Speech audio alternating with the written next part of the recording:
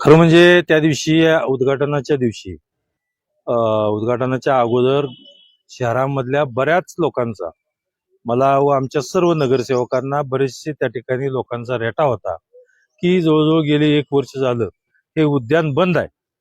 काही करून हे उद्यान उन्हाळ्याच्या काळामध्ये आज टेम्परेचर जवळजवळ 40च्या वर गेलेला आहे. त्यामुळे लवकरात लवकर हे उद्यान खुलं व्हायला पाहिजे हा उद्देश प्रामुख्याने होता. आणि ज्या वेळेला याची आम्ही बाहेरून माहिती घेतली, अधिकाऱ्यांच्याकडून माहिती घेतल्यानंतर बरीचशी कामं पूर्ण आहेत, काही छोटी मोठी सुद्धा अपूर्ण आहेत. आणि ही कामं ही चालू मध्ये सुद्धा या ठिकाणी हे जसं जसं इन्स्ट्रुमेंट असतील किंवा इथल्या सगळ्या गोष्टी वापरात येतील तशा इथल्या अडचणी कळतील आणि त्या चालूमध्ये सुद्धा आपल्याला पूर्ण करता येतील.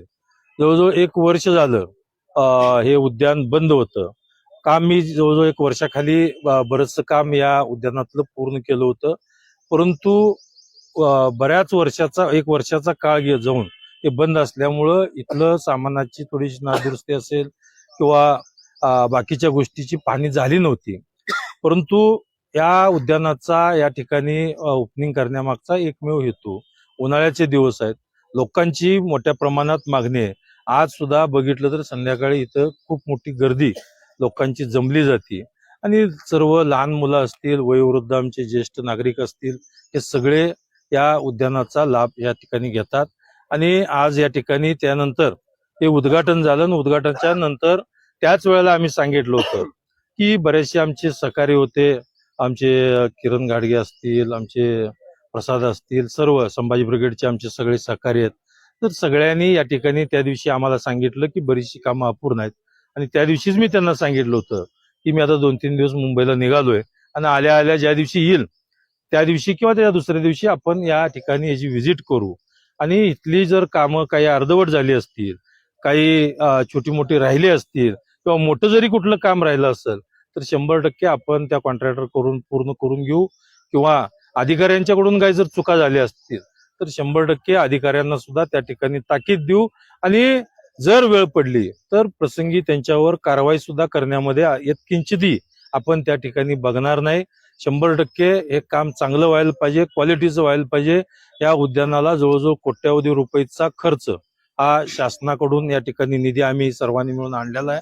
आणि या निमित्तानं कामही तशाच पद्धतीनं चोख आणि चांगल्या क्वालिटीचं झालं पाहिजे. त्यामध्ये कॉन्ट्रॅक्टर असतील किंवा प्रशासनातले अधिकारी असतील, कुणाचीही गय केली जाणार नाही.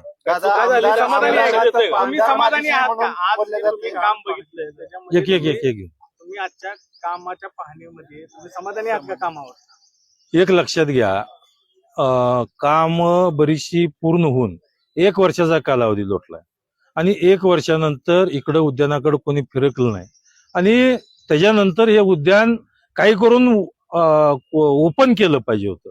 आणि हे ओपन केल्यामुळं इथल्या आता काही चुका असतील किंवा इथली कामं अर्धवट असतील, हे कामं आता निदर्शनास यायला आलेत. लोकांच्या इथं खेळत असताना काही अडीअडचणी येत असतील तर त्या सुद्धा दुरुस्त करण्याचं काम हे या ठिकाणी आता खरं कॉन्ट्रॅक्टर आणि प्रशासन आता बरेचशा कामाच्या इन्स्ट्रक्शन प्रशासनाला दिलेल्या आहेत.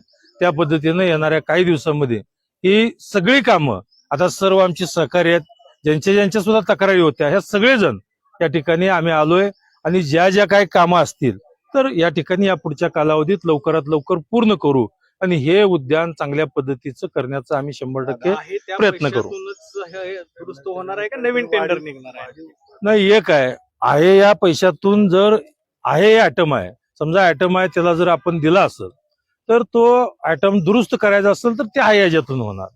जर वेगळा काय ऍटम कुठं काय करावा लागला तरी सुद्धा त्या ठिकाणी अजून जरी त्या ठिकाणी काही निधी लागत असेल तरी सुद्धा त्या निधीची तरतूद केली जाईल.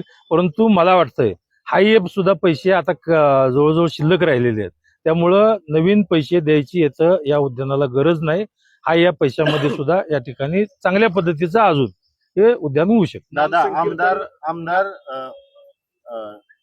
बालिश आहे, आमदार ठेकेदार आहेत, आमदारांचं टक्केवारी खाण्याचं काम आहे. मला वाटतंय जरा कामाचं पहिल्यांदा बोलूया. संस्कार अशी एवढी नाही, जरा मला काय वाटतंय की आपण त्या गोष्टीला थोडीशी बगल देऊया. आणि खरं म्हणजे कामाच्या यातूनच उत्तर दिलं पाहिजे ह्या मताचा मी आहे. परंतु कधी मुलांवर वगैरे तुमच्या आला विषय? ठीक आहे, मी त्या ठिकाणी नगराध्यक्ष ताईंना सांगू इच्छितो की अवताडे देशमुखांचं खानदान आहे. त्यामुळं आमच्या मुलांना किंवा मुलांच्या आमच्या जे येणाऱ्या सुना आहेत त्या सन्मानानं आम्ही त्या ठिकाणी ठेवू. त्याची काळजी तुम्ही करायची गरज नाही. आणि अवताडे खानदान आपण जर म्हणताय तर अवताडे खानदानाचं जर तुम्ही बघितलं त्या ठिकाणी आमच्या ह्याच्यावर जाण्यापेक्षा आपण खरं म्हणजे टक्केवारीमध्ये सावकारकीमध्येच आपलं बालसंगोपन झालं.